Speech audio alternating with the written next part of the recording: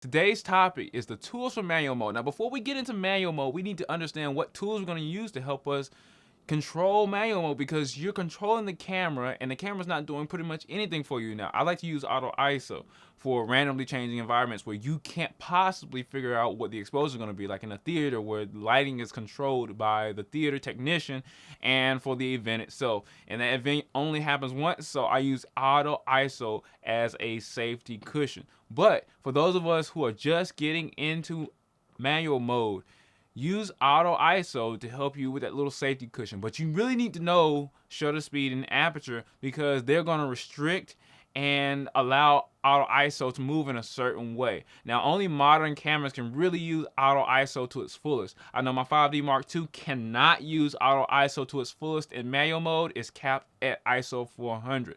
But for those of us who are just getting into manual mode, you need to understand what shutter speed is. Shutter speed, the speed of the shutter as it relates to the exposure of the camera.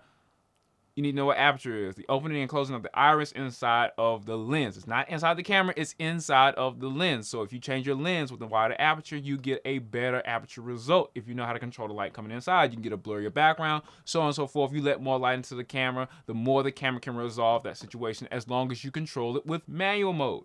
If you control it with aperture priority or shutter priority or automatic or program, it won't work as effectively because it does not know exactly what you need. But once you control that image and you get it exactly how you want to, you're going to have to keep tweaking and keep tweaking and keep tweaking. And there are tools inside of the camera that will help you understand what your camera has captured once you captured it in manual mode. These tools are, you got your histogram. Histogram is just a graph of the exposure in the entire image. Now, every histogram is different. I can't give you a particularly right or wrong histogram. But in most cases, you're going to have a histogram that is even all the way across the graph of the histogram.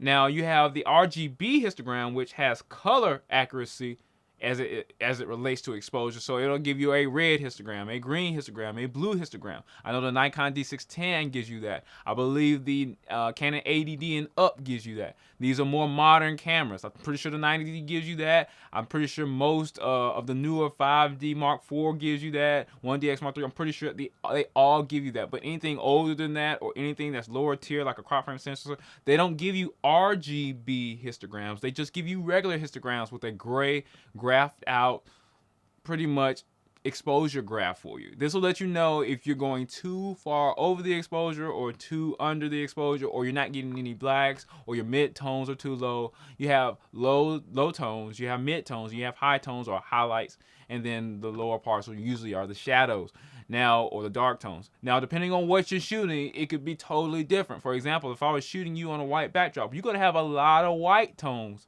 that probably are going to be close to high on those highlight lists, or even clipped. Sometimes I like to shoot things on a plain white backdrop and just clip the whites.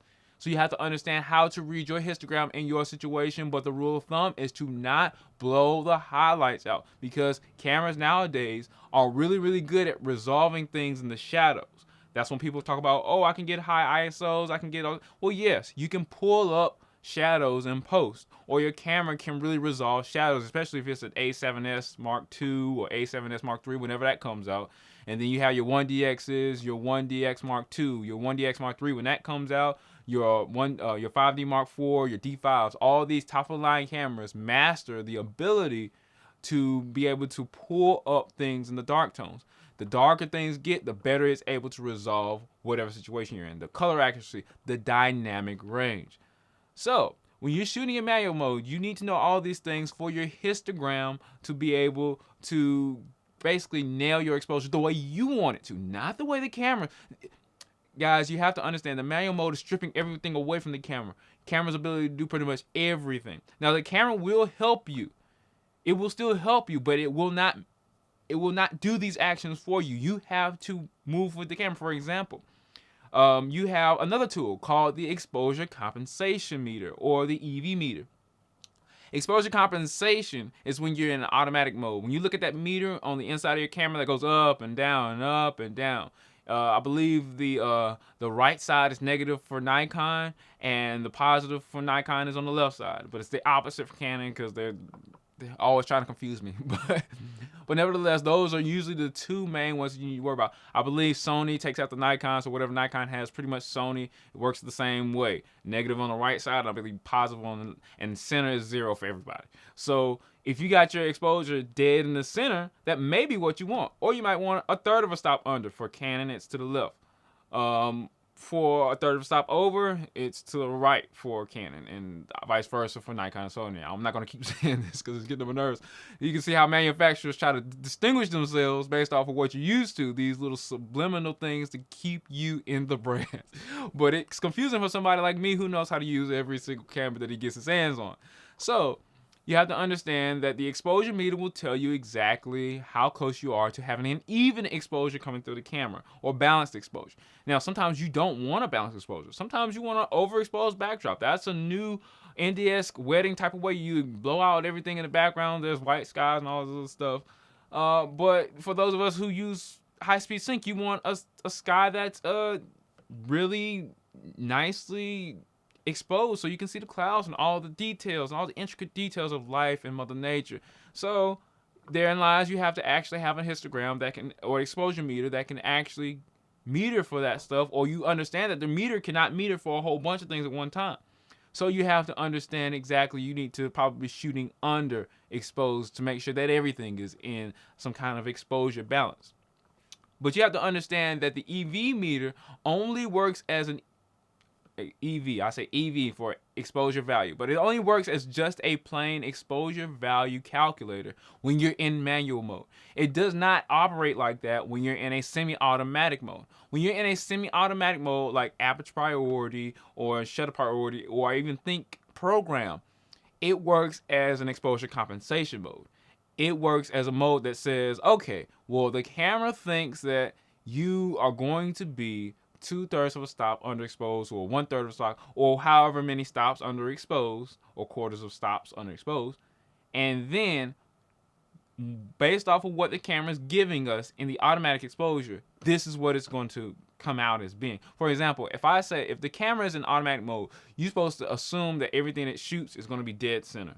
Take that exposure, whatever its shutter speed, aperture, ISO is, and you can control how to trim it up or down. That's essentially what the exposure compensation mode does for you when you're in a semi-automatic mode like shutter speed priority or shutter priority, aperture priority program. I don't think automatic mode gives you that.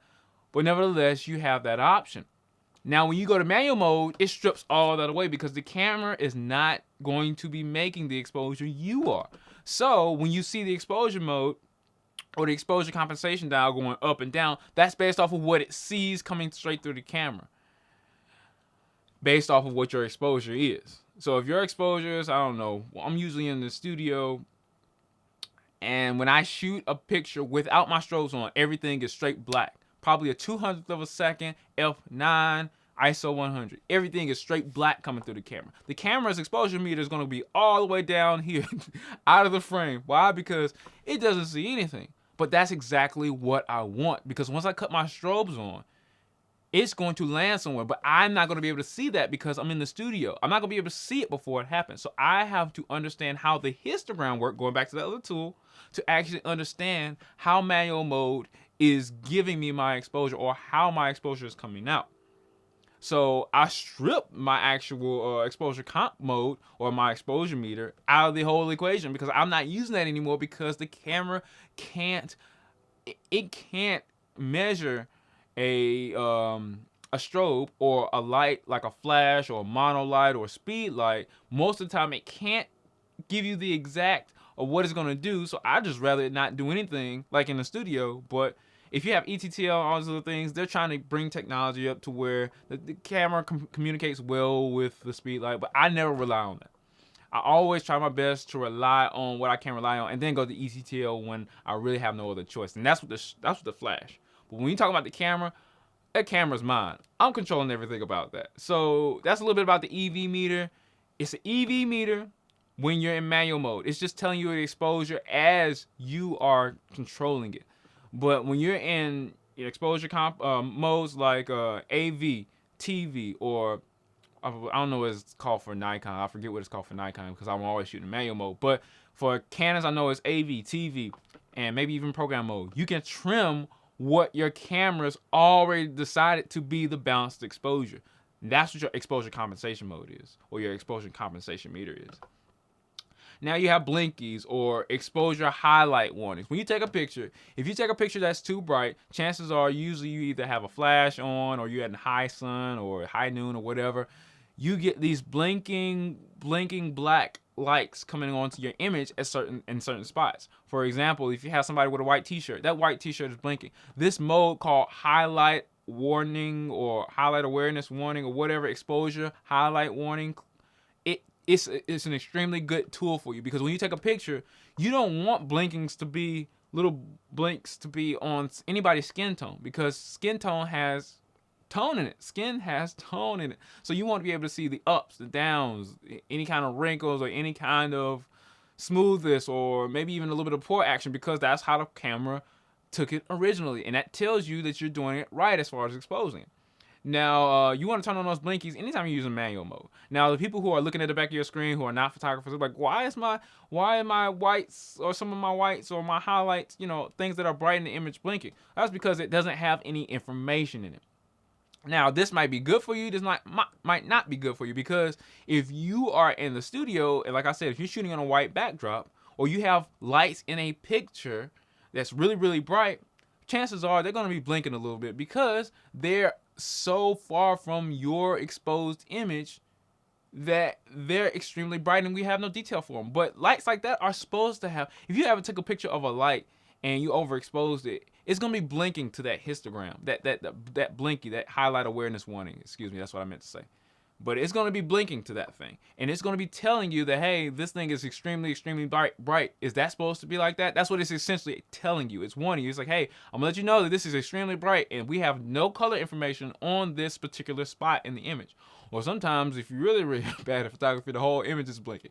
But nevertheless, you always have a chance to correct your mistake by just dialing your exposure back a little bit, depending on what's important in your image. If that part of your image that's blinking is not important or it's supposed to be like that, then leave it like that. But that's what your highlight exposure warning is to keep your exposure intact. Don't trust what you see on the back of that screen. Don't trust it. I never trust what I see on the back of that screen, because I look at so many different camera screens, and I might see a whole bunch of different camera screens at the same event. I might be using my Panasonic as a main, as a 4K camera. I might be using my two Canons that I can use my lenses on for close-ups, because I can use my 70-200 for a nice tight, and I can use an 85-118 for a generally tight shot on a crop frame sensor, and then blur that background the heck out. You see what I'm saying? But I'm looking at 3 different cameras with 3 different types of screens that were made in 3 different, I ain't gonna say generations, but as far as cameras come out, they might as well be in generations. But if I'm using 5D Mark II, that came out almost 10, 12, I don't know, years ago. G7 came out like 4-5 years ago, and then you got the 80D that came out 4 years ago, something like that. These screens are not the same. They're not gonna tell you the same thing. And even if they come out and that's the only camera that you're using, that's not something you should trust either. I know Nikons tend to shoot a little bit green, especially on the back of the screen, and you don't want to trust the RGB histogram. Don't trust the back of that screen. I cannot stress it enough. Use your blinkies, your histogram, your exposure compensation meter, and shoot raw. Shoot raw and look at your computer, your images in your own computer. Because if you look at your images in your own computer, not only are you shooting manual as far as your exposure is concerned. I'm not talking about the lens. You can shoot automatic in the lens. I'm talking about the exposure itself. When you're shooting, you need to understand exactly what you got. And looking at your computer, you can see exactly what you got for the most part. Now, calibrating the screen, that's a whole different ballpark. We're not going to get into that. But as far as what you see on the screen is what you get. Trust your screen on your computer more so than you trust your camera, because that screen is typically bigger. And don't trust your phone screen or whatever you're looking at the back of it. Look at your computer screen. That's bigger. You can see almost a lot more pixels at a better ratio. And then, last but not least, like I said before, shoot raw. Shoot raw, because what if you didn't make that image? Photography is an extremely hard thing to master, extremely hard thing to capture an image in any situation, in any color, any this, that, and the other. And all these opinions about people who are not used to high megapixel cameras, who want to control exactly how they look and control what you do. There's so many critics for photography, because you're not taking pictures of yourself most of the time. You're taking pictures of other people. So in that regard, shoot raw, because I'm not saying anybody's perfect at manual mode. I would venture to say that no one's perfect at manual mode or shooting any camera in any mode.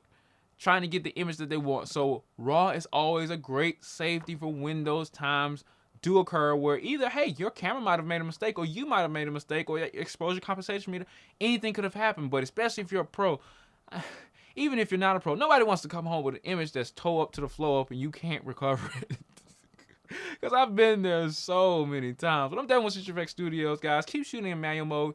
And I'm going to come out with more in-depth videos about these little tools for manual mode, like the histogram and the EV meter, or the exposure compensation meter, the Blinkies, the highlight warners, and stuff like that. Also, tell me what you think.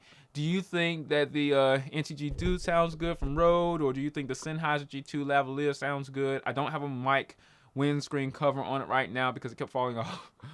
But let me know in the comments below. I'm done with CenturyFX Studios. Keep watching for videos.